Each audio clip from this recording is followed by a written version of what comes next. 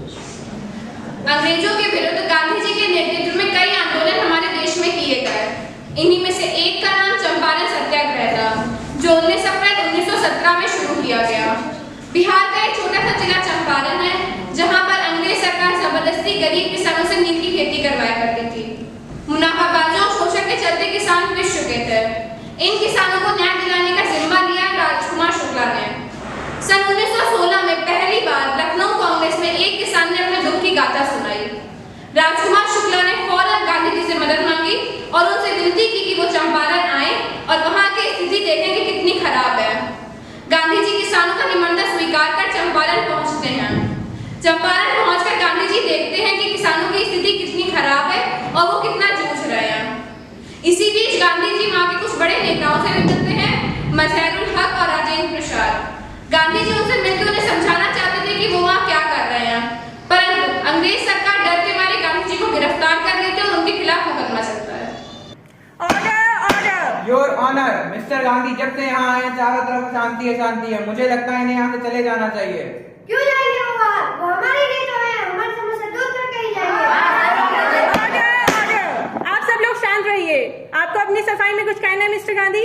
Milord, मैं आपकी आज्ञा के अनुसार बस इतना ही कहना चाहता हूँ कि अगर मैंने इनकी सहायता की, अगर इनकी सहायता करना कोई गुनाह है तो हाँ, हूँ मैं अपराधी। बातों को यूं ना टालिए मिस्टर गांधी, चंपारण के किसानों को भड़काने में आप ही का हाथ है। वकील साहब, मैंने तो ऐसा नहीं कहा, आप खामखा मुझे दोषी ठहरा रहे हैं। चलिए चलिए, एक बार को आरोप सिद्ध भी हो जाए तो आप कैसे कह पाएंगे? देखिए योर देखिए, यह आदमी कितना चालाक है। यह अपनी बातों को मानता भी और नहीं भी मानता। ये खामखा कोर्ट का वक्त जाया कर रहा है। मिस्टर गांधी, आपको जो कुछ भी कहना है सीधा और साफ कहिए। मिलॉर्ड, मैं जो भी कह रहा हूँ वो सीधा और साफ कह रहा हूँ, फिर भी वकील साहब खामखा मुझे दोषी ठहरा रहे हैं। ठीक है, तो आखिरी बात बोलने की कृपा करेंगे? जी हाँ, क्यों नहीं मिलॉर्ड। मैं यहाँ राजकुमार शुक्ला के कहने पर आया था। उन्होंने मुझे यहाँ की दुर्दशा के बारे में बताया था, लेकिन मैंने यहाँ आकर देखा कि वह उससे भी बदतर है। तो ऐसा क्या देख लिया आपने मिस्टर गांधी? मैंने यहाँ आकर देखा कि जो आपकी अंग्रेज सरकार इन गरीब किसानों पर अत्याचार कर रही है, उनके खेतों पर जो 3/20 हिस्से में नील की खेती करवा रही है, उससे उनका हाल और भी बदतर होता जा रहा है। कानून को मानना जनता का फर्ज है और इसके बदले में तरह तरह की सुविधाएं भी दी जा रही हैं। उन सुविधाओं का क्या फायदा? इन गरीब किसानों को तो एक वक्त की रोटी भी नसीब नहीं होती है। मैं बस इतना ही कहना चाहता हूँ कि अगर हमारी प्रजा सुखी रहेगी तभी हमारी सरकार सुखी रहेगी। मैं यहाँ चंपारण अपने गरीब किसान भाइयों के लिए आया था और तब तक नहीं जाऊंगा जब तक हमें न्याय नहीं मिल जाता। मिस्टर गांधी, अगर आपको लगता है नील की खेती में कोई दिक्कत है तो आप सबूत लाइए, आपको इंसाफ मिल जाएगा। The court is adjourned. प्रणाम गांधी जी।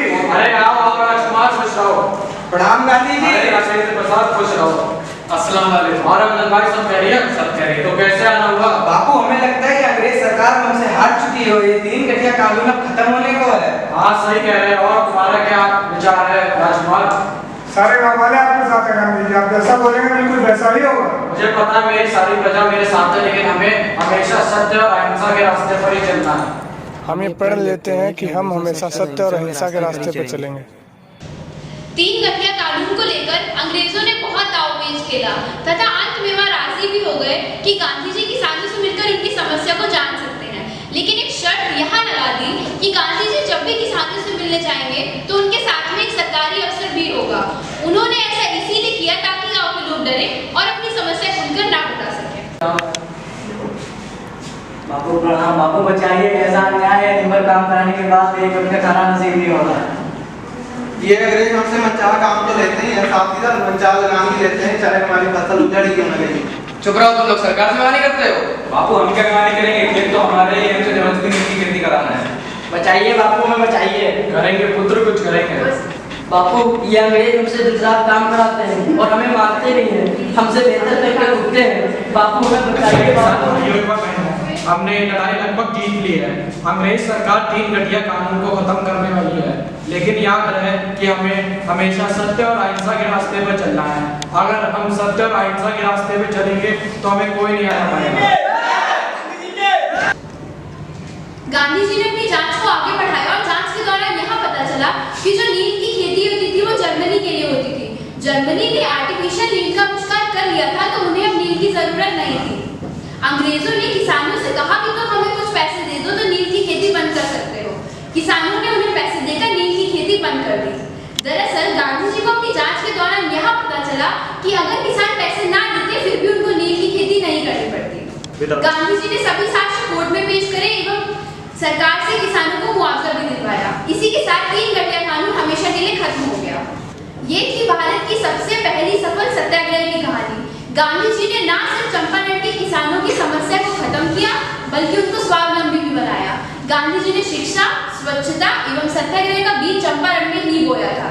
गांधी जी कहा करते थे कि पहले वो आप पर ध्यान नहीं देंगे, फिर वो आप पर हंसेंगे, फिर वो आपसे लड़ेंगे और उसके बाद आप जीत जाएंगे। हमें आजादी बिना खड्ग बिना ढाल, साबरमती के संत तूने कर दिया कमाल। दे दी हमें आजादी बिना खड्ग बिना ढाल, साबरमती के संत तूने कर दिया कमाल। आंधी में भी जलती